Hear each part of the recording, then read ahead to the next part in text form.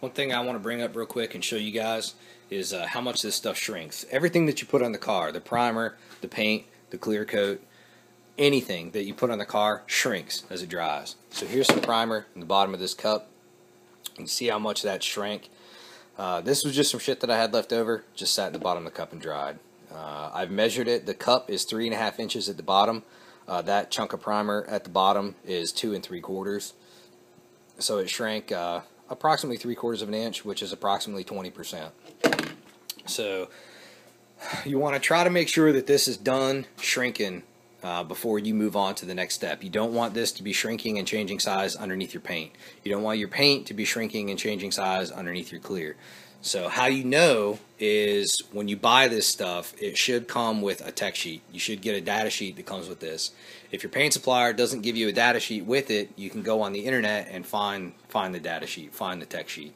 The tech sheet is going to give you a minimum dry time. On this particular product right here, the minimum dry time is 8 hours. So after I spray this on the car, I can walk up to it in a half an hour, maybe 40 minutes, and touch it, and it'll be dry to the touch. So no, it won't come off on your fingers. It'll be ready to go. But it's not ready to go because I haven't waited my 8 hours. And they want you to wait that 8 hours because they want it to get done doing that. You don't want it to shrink underneath the paint.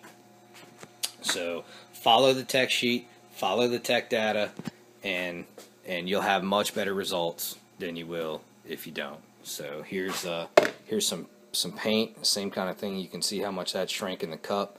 I've measured this one as well. Bottom of the cup again is 3.5 inches. The paint is 3 inches, so it shrank about a half an inch, which again is less than the primer, but is still significant. So all that stuff shrinks.